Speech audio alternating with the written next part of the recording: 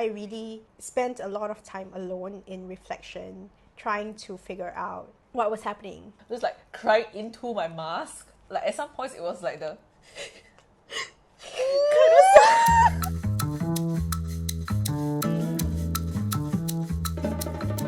Hi, welcome back to Bonbons and Bonbon. I'm Wintress. And I'm Maryam, and this is episode 3. And today We're spilling the tea about breakups, friendship breakups, that is. I felt like I saw you fairly recently, right? but also not that recent because I know you went on a trip. Yes, I did. How was that? So I went to Jakarta and then I took a 6-hour train to Jogja. Sounds amazing. Yes. I love train rides. So the thing is, like, I have this friend and we're like ex-colleagues, and that trip really taught me how important it is to have compatible traveling partners. I'm very picky about who I travel with, and for good reason. Yeah, I feel like if you're on holiday, like you want to be able to sort of like let yourself loose. You want like your full self to show up, and like, you know, some friends are maybe not necessarily the best people for that, and they may not be willing to give as much as they take. Even sometimes, because you're going to be spending so much time with somebody, right? You can't just go back to your own home after like a 2-hour meeting and then you're like, okay, you know, I'll just decompress. You're like with your friend. Yeah. And if, let's say, certain habits ick you, Yeah. it's going to be like magnified. Were you guys sharing rooms, or is it just like a... Yeah. I think most of the time when you're traveling with friends, you tend to share rooms. Right. Rooms I feel with like friends. you will share rooms. Yeah. Yeah. You wouldn't? I don't know though. I might not. I mean, like, there are very... I think, like, there are very specific friends that I won't share... Like, I will share rooms with. But then... So like, your usual, like, standard is I don't share rooms. I get my own room. But actually, I don't... No, actually, I've, like, the last few times I travel, I have shared rooms with friends. Okay. But then, like, the last time I traveled, it was, like, pretty much solo. So then, like... Yeah. Okay, if I'm traveling solo, I really rather my own room. Yeah, I of course. don't do the Yeah. backpacker We hostel. like, maybe it's... Actually, I've never done it. I've never done it. Yeah, because I feel like I always need my own space, and I need my own, like, I need like a space to retreat from like everyone else. I had like a great day yesterday. I had brunch with a friend, and then we went to catch a lovely and very intellectual lecture by our by our old prof. I feel like I was like just like cut to literary snob. Literally snob. So this was a lecture at the National Gallery Singapore, which coincidentally was organized by my housemate. So it's great. Like, I went to support him, and it was also like my old prof for like art and history, and he's a cultural historian, and he's really brilliant. What's the lecture about? The lecture was about how like art objects are often remade or copied, and like whether or not they lose that sense of like you know, like a certain aura that surrounds a painting when you see it. Like, how does that relate to something that's copied? How that, like, a copied object? Yeah, so it was quite interesting, and like, I guess I'm still like sort of unpacking it, and because like there's so much that he brought up. So like, very cool. If I replicate, let's say, the Mona Lisa so much, does it lose its value? Yeah, so it's like something like that, and like and when you think about, say, religious art or religious artifact, for example, right, it doesn't lose its value because it's actually like, oh, it's just like another representation of the Buddha or like Krishna, for example, right? It's like the the sacred aura is transferred again. But because the sacred aura is tied to the subject. Yeah, so like, so all of these things were discussed. Fascinating. Yeah, very cool. Yeah. Interesting. So, shall we talk about what we want to talk about today?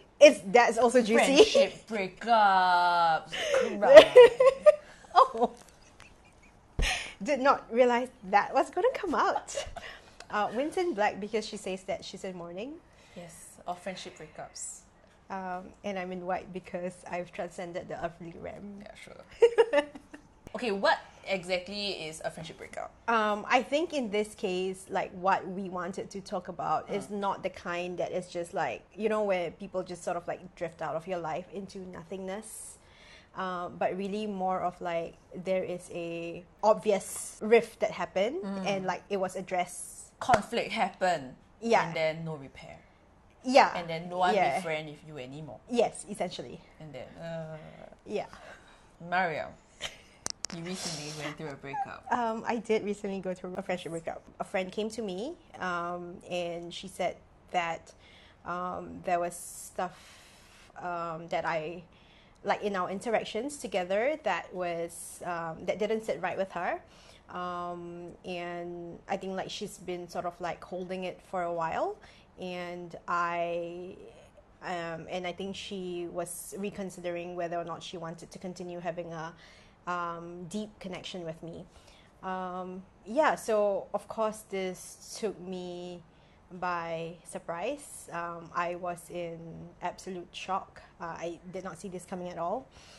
I went into a very I think I feel like a lot of it was like shock and like trying to process like what was happening. She gave me space to address like her concerns, and we had some conversations that was actually very sweet and very honest, and very tearful also. But then I think at the end of it, it really felt like we couldn't understand each other anymore, which I found to be absolutely like heartbreaking. Yeah, and it's I mean, for someone who loves communicating with people, and I think who tries and seek an understanding of some sort, like to be able to not do that, and like to actually find that like, oh, that I don't understand how to talk to this person anymore, and I don't think that I'm understanding her, was like another thing that like I had to deal with, in addition to like all of the emotions that I was feeling regarding like, you know, having to not have this, to have this friend say like, essentially, I don't want to be your friend anymore, right? Yeah. So But okay, because there's this, it's always like whenever we talk about breakups and especially romance, right? That one I think everyone's a bit more like familiar with, where you're on the phone or in person and you're trying to just understand where I'm coming from, and then the other person is also probably doing the same thing, but it's just the communication's not happening. Yeah.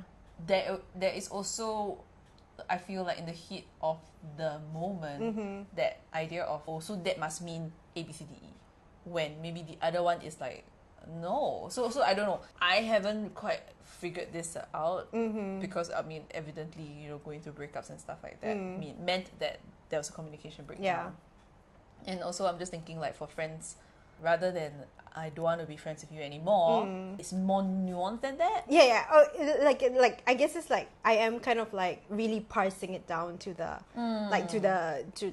the very bare of it, right? Yeah. Is that like, oh, maybe I think it was more like, oh, let's take a break from like this connection and whatever, right? So, but you know, like to sort of like simplify it with absolutely zero nuance at all. It's like, I don't want to be friends with you anymore. Okay. Yeah. So, like playground, I don't friend you anymore. Yeah. I don't. It's a bit like it. Like it was like well, yeah. I guess like part of me processed it like a little that way as well.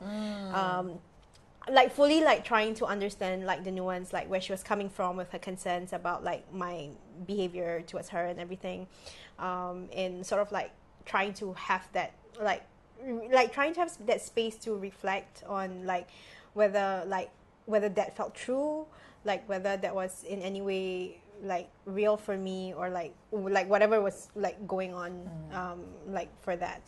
Yeah. And I think, okay, a lot of times when I talk about my friendships, right, and sometimes some friendship breakups, people on the periphery will be like, why do you think so much? Just friend now, friend be friend now. We all have very busy lives. We have limited time and energy and attention, and maybe after a certain point, and I'm trying to be sensitive about it, because I also don't know I don't want to hurt your feelings if you were to reflect back on your situation. But for me, it's like, okay, after a certain age, it's being very intentional with how you spend your time, and sometimes it can be a bit ruthless lah. Yeah. No, I completely agree. Like, honestly, like as much as I was hurt by the whole situation, I honestly appreciated the honesty. Right? That like this person came to me with this and said, look, here it is, and like let's talk about it. Like, let's try and get some clarity. And then we couldn't. And maybe then, like, it was best for us to, like, go separate ways. And I don't know, in some ways I felt like it was the most mature breakup I've ever had. Gold standard. Yeah! Gold standard. Yes, of course it fucking hurt. Of course, like, I was, like, my world was, like, really, like, I was shook, like, completely, like, to the shooketh. And to the extent that I didn't talk to anyone about it for the longest time. Like, I really spent a lot of time alone in reflection, trying to figure out what was happening. Yeah, and I didn't, like, it was very hard for me to give voice to, like, to what was happening. Yeah, and clearly, like, the emotions are still there. I mean, like, I can talk about it, like, most times without this, but I think, like, because we're First cry of the season. how It's not me. how dare you? You have no idea, because I'm like, oh my god, talking about friendships and stuff. Yeah. I'm sure I'm going to be like me being Miss Cancerian baby here, right? Yeah. It's going to like. Yeah, but you know how, like, I amplify the emotions. Yeah. Anyway, so What issue there? yeah, okay. I think no need. I think I'm good. Okay. Like, I'm pretty cry. I zoom in later and post, zoom in on the cry. On the Instead of like ugly cry, it's like pretty cry. Do you see? Okay, sorry, but Yeah. like, this was in the crowd. Yeah. And how the person, like, she just took the tissue paper, Yeah. she just put it there, she looked up, blinked, and then she put it down. Oh my And then gosh. she was like back into business. Oh. Queen. When was this? I think this was like the later episodes or something. I Like, was so it's like either like the Olivia Colman Queen. I think or it's Olivia Colman Queen. Okay, yeah, that was a fantastic queen. Yeah. Yeah. No, but also someone mentioned to me once before, it's like, you know, your eyes look pretty when you cry. Yeah. Okay, there's that threshold of like it's just a Yeah, little yeah, wet, yeah. but not swollen. So like this is like, oh, It's a yes. pretty cry. Sparkling. Dewy. Glistening. Yeah. So where were we? Yeah. So like dealing with the fallout of that, and I think I remember when I talked to you about it, you were like, "Why didn't you say anything?" I think not in that sort of Yeah. but no, like in a very like, oh, but like in I was here to support. Yeah, I was and here to stuff. support you, but like, how come you didn't say anything? Yeah, so I think it was that, like, because you know both of us, and I think you also supported us through like that process. Like, I think like after a while, it became a bit easier for me to talk about it. Still not super easy, but like, yeah, it became just like slightly easier to talk about it. I mean, at this point, like, I can kind of joke about it, and yeah, like I make jokes around You it. can joke about it now. Yeah, I mean, like, I've already cut my hair, it's good. White ascended already. No, like, yeah, But also- I'm still fully here. But I'm also glad that you were able to you had your support group. I mean, like you said, the 13-minute long voice memo. to Yes, Eunice, I right? did, yes. Your best friend. Yeah. Oh, thanks for remembering. Of course. I went through like my own process of dealing with it, because it actually felt like a very big loss. Because like this was a friend that I thought that we were going to go the distance with, and I think she thought the same. She was on your bridesmaid list, your wedding list. She was? Yeah, she was! Yeah. Because I talked to you about that. We talked about it episode 1. We did. we Yeah, I think I went into a whole like grieving process, and it was so weird. It was almost like I had to find a different way to live. Yeah, because like for a long time I was like, oh, these are the people that are going to be in my life, right? And that was how I operated in the world. And then when I guess like when this person decided that, oh, like that's no longer like her reality, right? And then like therefore like my own reality had to shift, which then like I had to lean on people who knew me from before, and yeah, like there were like stuff that like I was painting a lot and I was spending a lot of time by myself, like in reflection. I feel like because I'm still sort of like letting this situation play out. It's pretty like it happened like end of February this year, which also explains the break of the episode filming. I needed time to recover and like, you know, be okay, be and like be okay talking in public again. Yeah, I feel like, I mean, just like, I know that I'm still like a little wary of hanging out in groups. I'm a bit wary, like kind of like going to the same circles that we used to go to, because like that was like some of the activities that we did together. So yeah, so like there's all of that, and then how do I still be and like be truthful to my own expression without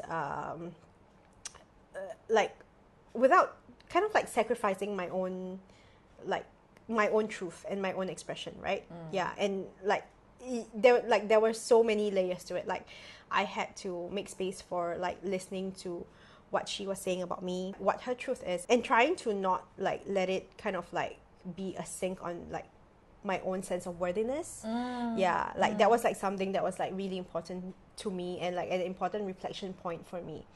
Yeah. I told you like the other day that I met someone and it reminded me of her.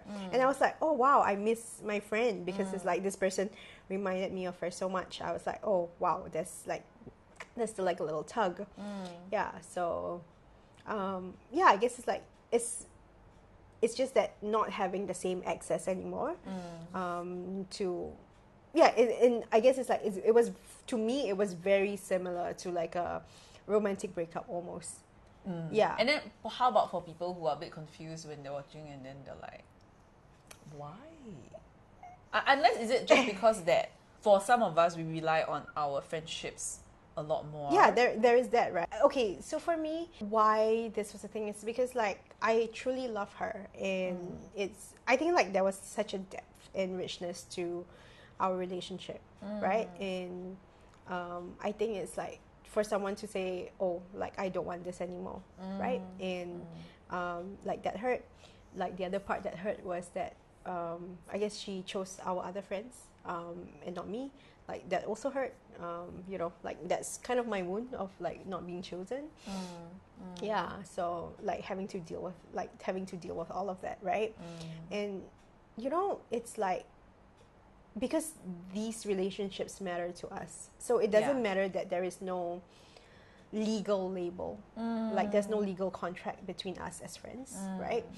But yeah, it still hurts when someone decides that it's no longer like a relationship for them, right? And we got to a point where it was really hard to talk. And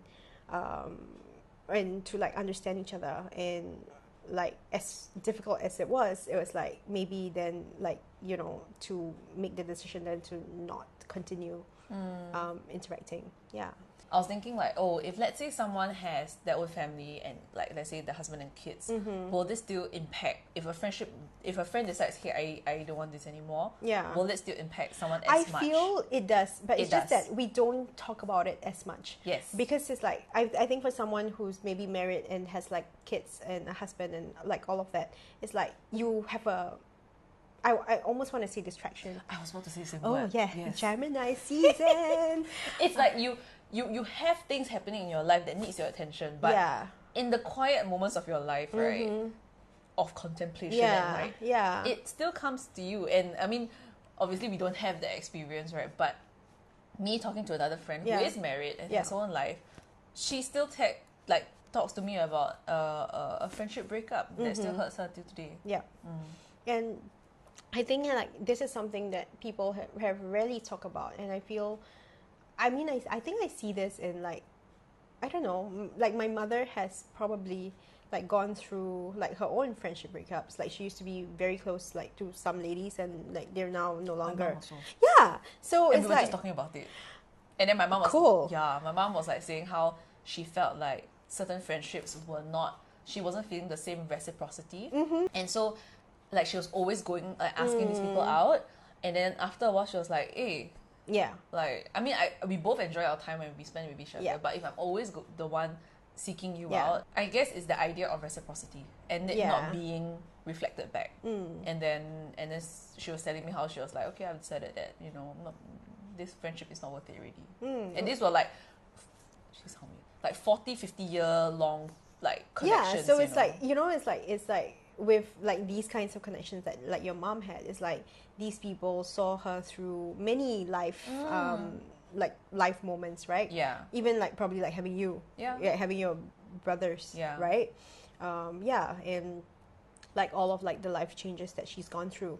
And yeah, I think it's important to talk about it, that like it does hurt when it happens. Like it's like for me it's like I'm so glad that I had time and space to grieve.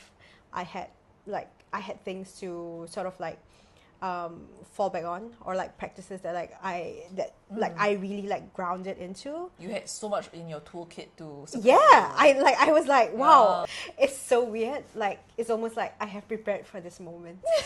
For a moment like this, some people wait a lot. lifetime. No, actually they don't. They don't. It just happens to them. But I think it's like part of the challenges that you have to deal like as you go through life, right? Yes. And I think especially when you go through life as like a single person in their 30s who like, you know, who where your friends are like a lot closer.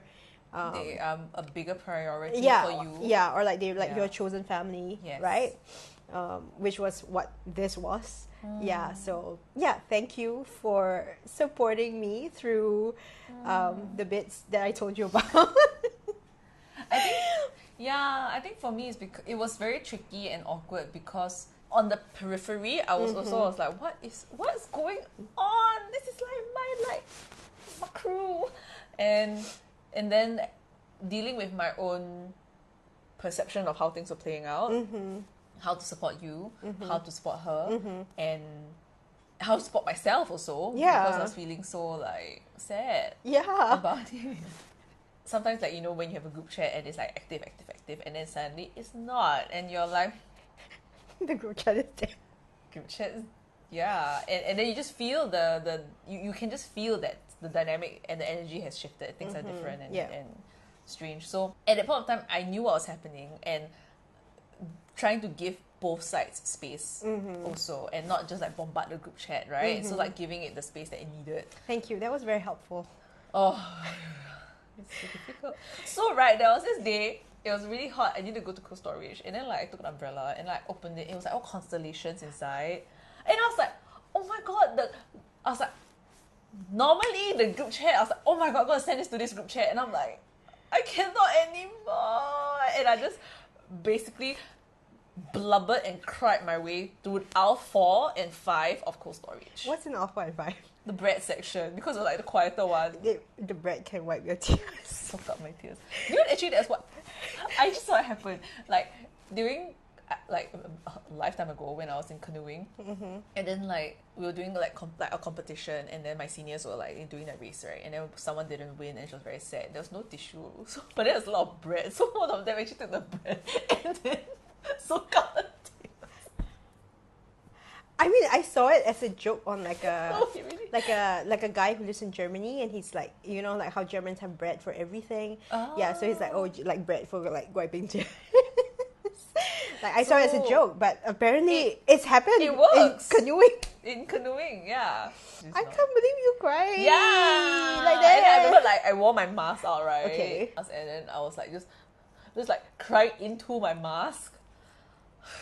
And then it was like at some points it was like the I was just so heartbroken. Why? Okay. Yeah, that was what I was going on. What's happening to my friend Gru? Well, I guess it is what it is. Then after that, like I think a friend was like, "Oh, you could just like send it anyway." I was like, "Cannot. That's why I didn't."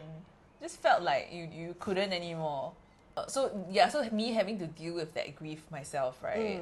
Because like this group is so precious, allowing the space for whatever to sort of come up, and then not like push for a for a resolution when it's because for me I was like I remember I was talking to another friend. I was like, how like I feel like I just want them to like meet and then like another friend was like, yeah, I had a dream of both of them meeting and yelling at each other. And then I was like, I really rather this than this like weird silence that you know things are going on but you don't know what is going on kind of thing. But so then I realized that I had to hold back on that and not push for a resolution when it really wasn't for me in my place to push for any resolution. Yeah, I think for us when we were having that conversation, I don't think the idea of resolution was there. It was more like, oh, let's get clarity about stuff, right? And then let's get like the information out there, and then like see how. I feel like that really helped me be very, very open. Yeah, because it's like because I feel like when I have the idea that I have to push for resolution, right? Then like it becomes sometimes like I feel that I have the tendency to like okay, I will minimize certain things, or I won't say certain things. Self-abandon. Yeah, essentially, and like in an effort to get to a resolution, and like because I know it's almost like a weird skill set that I have. Yeah. What's your weird skill set again? Like being able to get resolution. Yeah. Oh. Yeah. Yeah. I see that. Yeah. So, yeah. But then it's like, but because I wanted to be honest and I wanted to be truthful and I wanted like it all to be out there, it was like that was not. I was just like, okay, let this play out. Let this play out. Let this play out. I think like that was like my prayer throughout the whole thing was just like to just like allow what needs to happen. Yeah. Surrender? Yeah, like there was like the level of surrender. I was like, you think you have gone there, but you haven't. And then life be like, yeah. Yeah. Yeah. And I think for me, what I remember like at your place where for me my deep down, right, it's like resolution, right? Reconcile. But knowing what you went through romantically and the inner work that we do, it's to also then not self-abandon at to please the other person. Yeah. And I feel like she would not have taken that at all. Exactly. Right? I know. Yeah. She would have definitely called me out on that. Correct. Yes. Call back to episode 1 where I was talking about how friendships are where we practice love, right? And if you see all the things that play out romantically, I feel that whatever you experience with friends, in romance is amplified. So that's why it's more obvious. In your friendships, like there are ways to sort of like get around it and like not because like you maybe like not spend as much time with the person, you don't live with them if you're like you're not spending as much time as you would with a romantic partner, and it feels like maybe the stakes are not as high sometimes. But damn it, man, I spent so much time with my friends. I spent so much time with friends last year, but the last 2 years. Yes, but I have to say that I feel like this also gave me a chance to reflect on that, and maybe I don't have to spend as much time with, like I don't have to spend that much time with my friends. Like I can spend time and like be like a little more intentional with my own time and my own energy. Yeah, and then like I have time and space for like other creative projects that I want to do and like focus more on myself and feeding myself. Yeah. Good for you. The crab came out to like yummy. No, but yeah, good for you.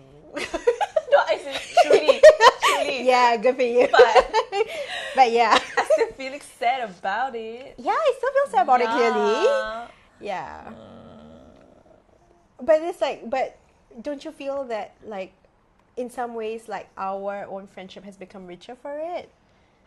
Yeah. What helped me through that was also like, you know what? Everything's unfolding for the highest good of everybody. Yes. And I just got to trust that it is. As much as it hurts like... It does hurt like fuck. Yeah. Yeah. But why you censor yourself? I guess like the universe hands you things that it knows you can handle. Mm-hmm. Even if it's like your edge already, right? But like you But know. what a growth edge. Growth cliff, but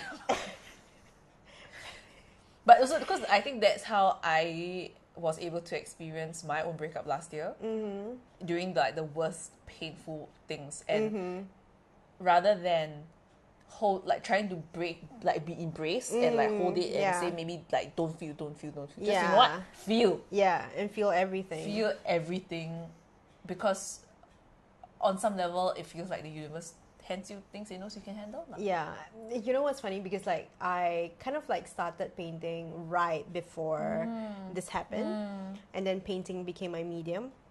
And it was so funny because I was showing another friend like my paintings, and I was like, I was just like painting a lot, like a lot of like stuff went into the painting. It's like, your paintings look super joyful. My pain compared to, you know, Voices of the Wild one, right? Huh? But you were going through something. Yeah, but I was going through something then, but I didn't acknowledge it. So then it came out on paper. It was coming on paper, right, for me to see. Right? Yeah, I was like, I still remember to this day, I was like, whoa, she's going through something. Yeah, but then like, but I think because I was like processing and painting, it was like a very different experience. Yeah, like painting really like was such a joy for me. Cooking, I was like, oh, suddenly my repertoire was like amazing. Like, when did I learn how to cook?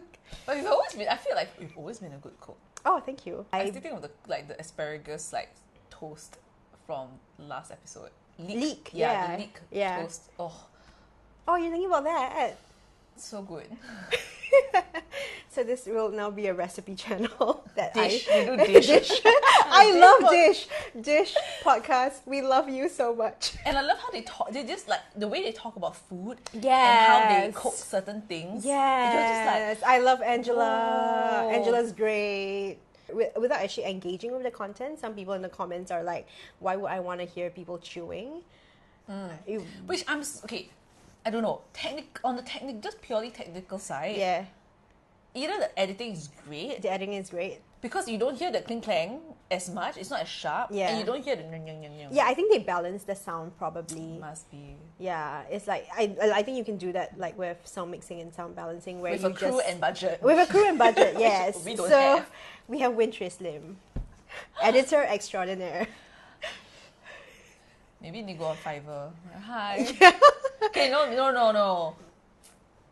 In time, we will get our own. I mean, this is like this is honestly our passion project, and like, you know, like we really appreciate everyone who's like tuning in and listening. Yeah, passion. Or watching. I think someone said like, passion is what you're willing to suffer for. Are you willing to suffer for that? I did last night at 2 a.m. as I was editing.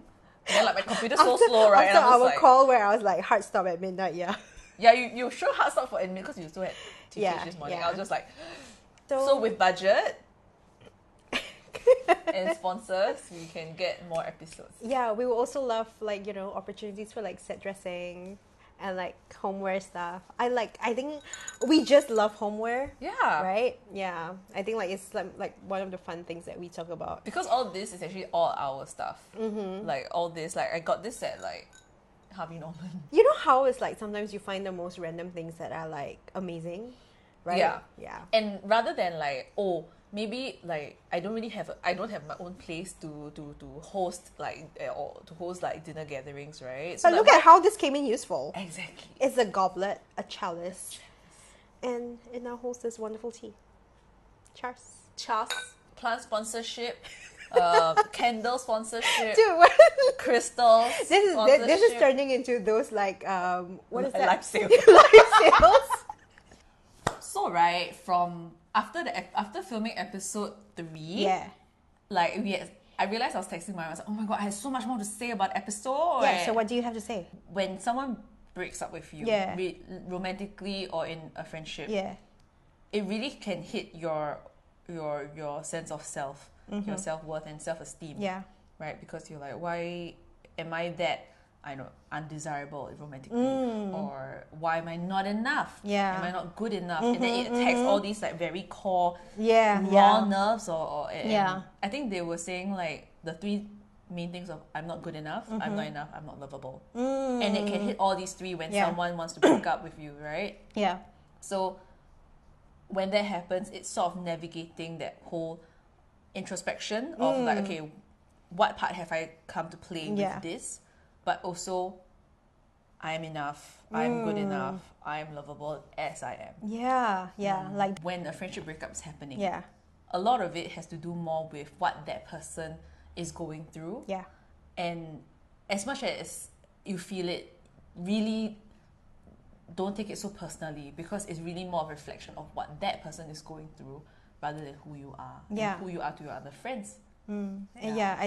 I think that was the thing that sort of like kept me afloat when I was going through like the friendship breakup. It was really like I came back to like as much as I wanted to give space for what she was telling me about me, I also knew that like I cannot wholesale agree and be like it needed to sort of like come through a more critical lens, almost like a, not critical as in like criticism, but like I had to process it and to know that it's really not about like my self-worth, like I'm still worthy, like I'm still a good friend, like I still the way I show up for my friends, the way I show up for love is of this level, and I'm so sure of it. I'm sure, but like of course that doesn't negate like her experience of me, of right? Course. And like hence the conversation. Hence the conversation like that eventually took place with between me and like this friend. So like to me it was so like there was so many layers to that experience that was both painful, but it was such a huge learning experience. Like it almost felt like we both had to go through it. And like because now I've had some distance from it as well, it's kind of like I can see that it made me a better friend. And like to be a little more conscious about my interactions with like all my other friends, essentially. To not have this sort of like autopilot in like relationships, because I think like we all fall into that just out of habit and like just because it's like the easy thing to do, right? But it's a very natural thing to do. It's a very natural thing to do also, and it's also very like just to be conscious about everything, but not to the point where I am like criticizing every single thing that I do. I think the idea is like, just because I'm not in a romantic relationship, I can shelter myself from breakups. Universe be like, nah. Oh man, I never thought about it that way. But I'm like, oh shit. I'm like, oof. I mean, so just keep to me. Like you can try and like shield yourself from heartbreak, but. Oh, is it? I'm just supposed to experience heartbreak every year around that time? Ooh. You ask the universe, or don't ask me. I don't wish to repeat this pattern. Thank you very much. Yeah. Back to episode 3. Bonbon break. Bonbon break. And today is by the Dark Gallery. I think the bonbons look really pretty. I do. Okay, bring us through the flavors. So today we have beautiful. Okay, I chose 2 strawberry things because I just can't resist. Okay. Yeah. So what do you have? I believe this is rose tea. This is passion fruit yogurt, strawberry graham, black sesame cookies, matcha strawberry. That is an unknown. So this is rose tea. Yeah. I knew when I saw the flavor, I'm like, that is our flavor. I feel like we should design a bonbon box with like flavors. Thank you. We should design bonbons. I feel like this is a marked improvement from like episode 2's bonbons. Oh, it's great. Creamy. It's not too hard, the chocolate shell. And I think the rose was present enough, but not overpowering. Very like rose flavor forward, but like you still got like a good chocolate. Okay, I will do the black sesame next. just because I think it's a very different profile, and I think there should be some crunch. Crunch coming from the Bush Girl. So like chocolate shell, chocolate base, and then like the cream is in the middle. I typically don't quite like sesame too much. Oh dear. No, but it's okay. Like it's not like a punch of sesame. I really enjoy that. Yeah. But I also wish in both that there was like a little... A bit of a biscuity crunch. Yeah. Oh well, we can do graham. Bonbons are really kind of fun, huh? I mean, you know, I've never actually eaten this one. Okay. I feel like I've never actually eaten like... As much bonbons as we have in the past few months. Yeah. I mean, it's not usually my first option for chocolate. Oh, there's a biscuit. Honestly, the only comment I have is that I wish it was crunchy. Yeah. Because the flavor is great. The flavor is so accurate. And because I guess maybe it's like 60% cocoa, it's not too cloyingly sweet. Yeah. I do like a 60% chocolate. This passion fruit yogurt. How cute is this? Yeah. No, and how did they make that shape? Molds. Oh, so smart. I was thinking like they cut individuals. Sorry. I tried making my own chocolate at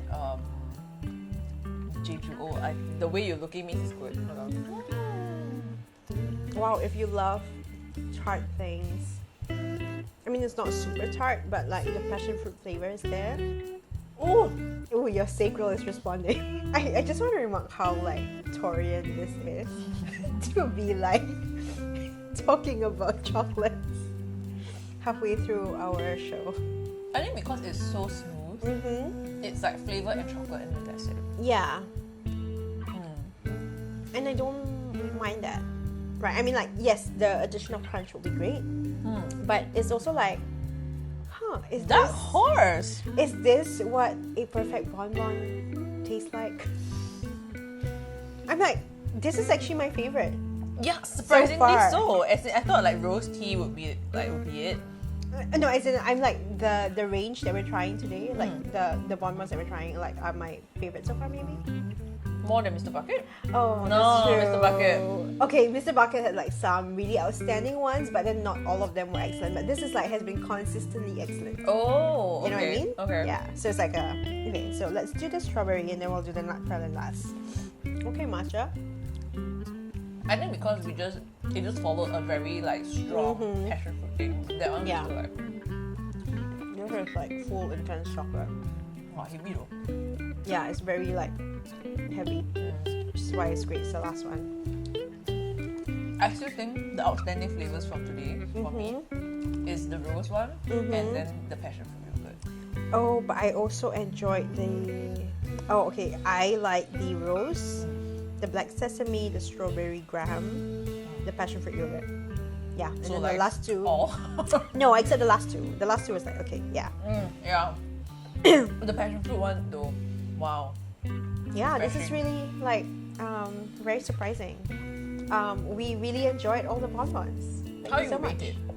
Right now, for me, I Yeah. feel like the score chart. Yes, I think Mr. Bucket still has like overall. number one. Yeah. As in if I want to rank it lah, Yeah. Mr. Bucket. Yeah. Then Dark Gallery Uh-huh. and then Nesto. Okay, yeah, fair enough. Yeah, I would say the same. One breakover from Dark Gallery. Yeah, so my wounds are like fresh, Fresh. but I guess healing.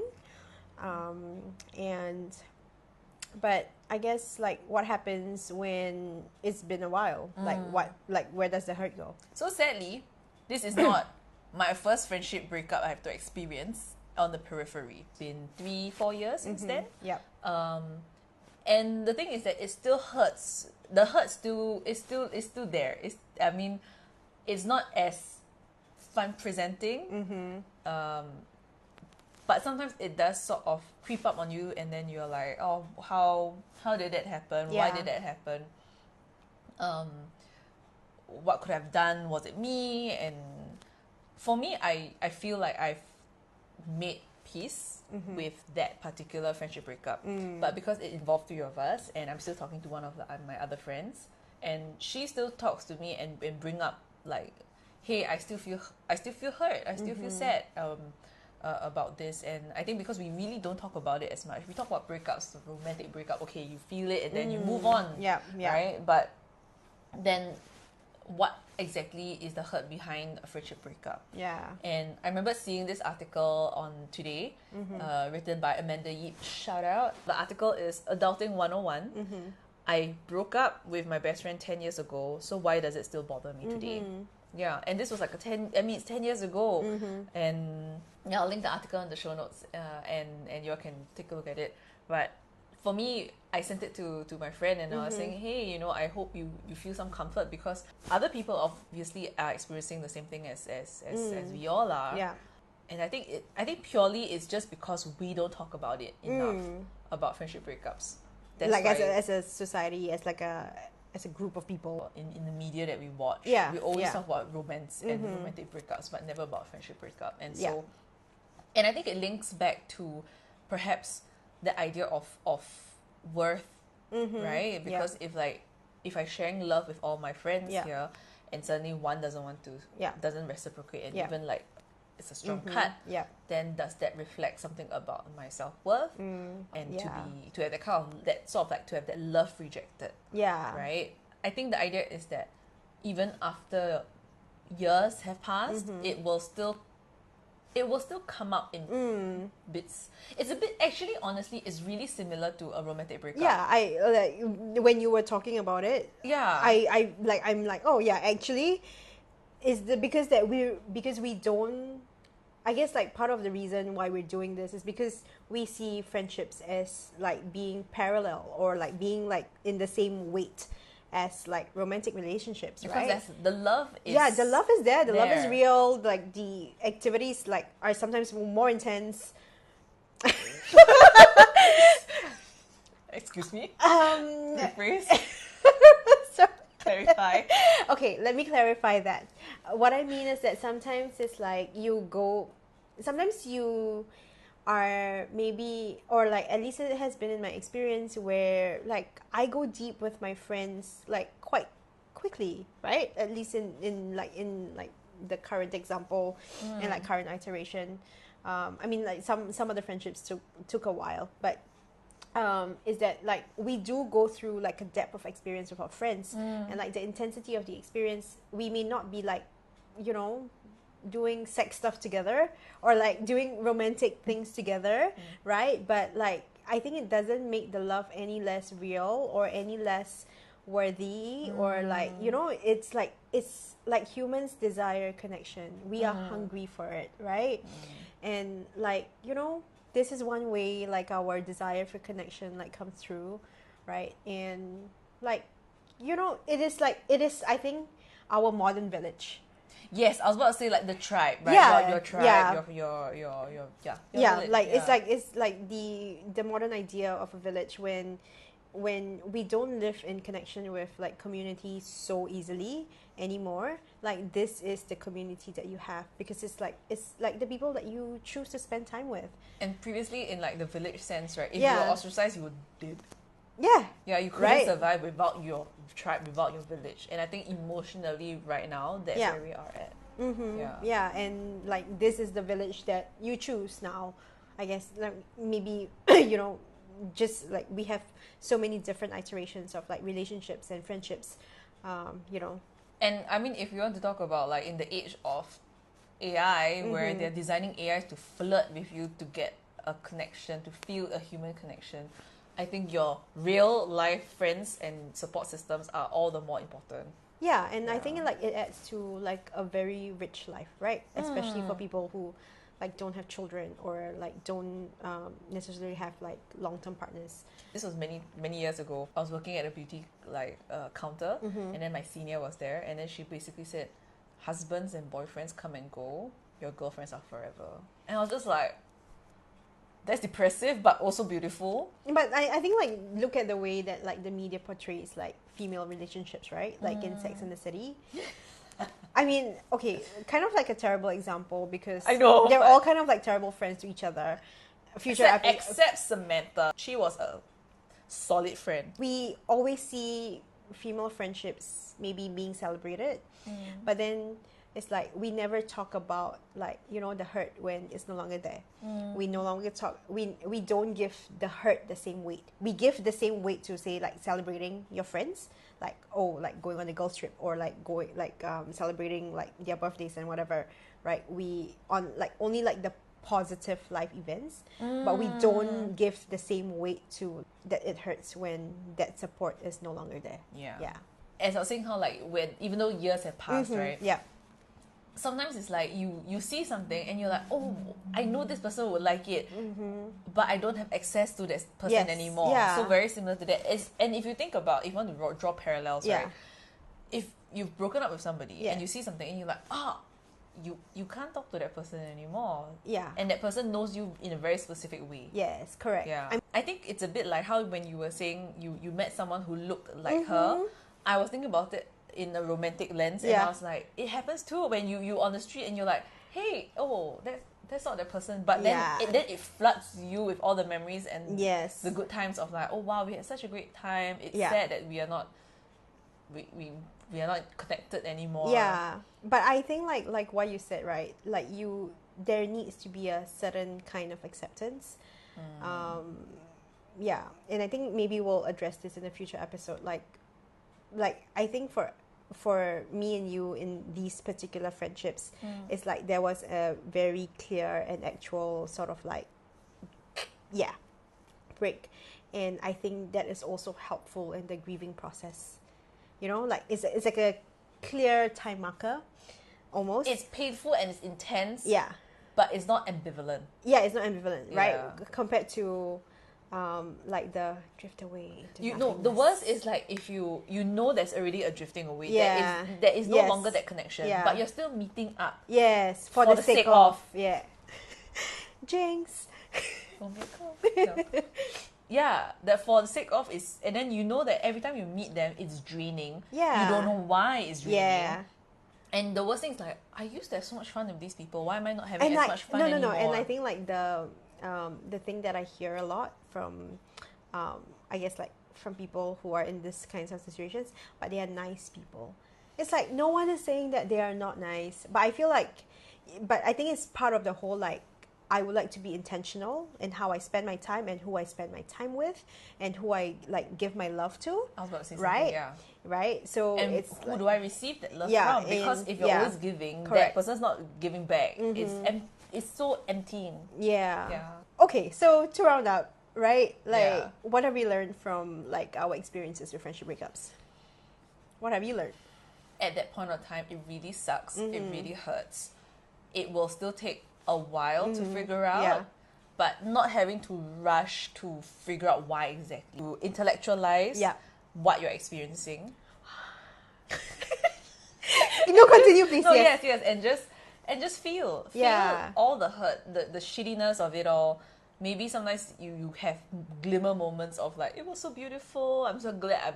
I'm so grateful I experienced it. Yeah. How wonderful this life experience is. I'm a spiritual being having a human experience. No. I was very human, having a very human fucking experience. It was so fucking painful. I guess like I don't wish it on anyone. But it happens. But it happens to. Yeah. I think it happens to a lot of people. I don't think I'm unique in my experience. I also feel like you also need to respect the other person's sort of like wishes, right? And I think like I really appreciate that you didn't also push for a resolution, and to just like kind of like allow things to play out, right? And I think like it was really more about like, oh, how do I deal with like the emotionality of it all? How do I really like stay true to like my own expression and my own truth and my own like authentic sort of like feelings and thoughts and everything, and just like allow for this to be the experience of like that my soul has chosen. And when you're in a relationship with somebody, friendship, relationship, how do you not self-abandon? Yeah. And like it's similar to what you were Yes, talking about, yeah. your own truth. Don't Yeah. self-abandon just to please the other person. Correct. Yeah. And because it doesn't work, it doesn't make a very rich relationship. in the Yeah, lives for that we sure. have. And Yeah. I think it's like there's that whole idea of like intentionality here, right? And like a lot of like acceptance. Yeah. And for- trusting. Yeah, and trusting for what can be and what is. Yeah. And I guess like what can support you is other friends, your own spiritual practice, your own faith, art, yeah. And it can look any way to anybody. You can be binging shows for like hours on end, but if that is what supports you, that's what supports you. Yeah, and I think it's I just like if I think like that is like fairly supportive, but also to remember that like there needs to be space to process this. Yes. Yeah, and like whatever that processing may look like, right? Yeah. And you know what? You're not alone. I guess at the end of the day, if someone on like the reporter talked about it, we are talking about it, I think it's happening a lot more than people care to talk about. Yeah. Yeah. And that's the tea On friendship breakups. on friendship breakups. Cheers to life.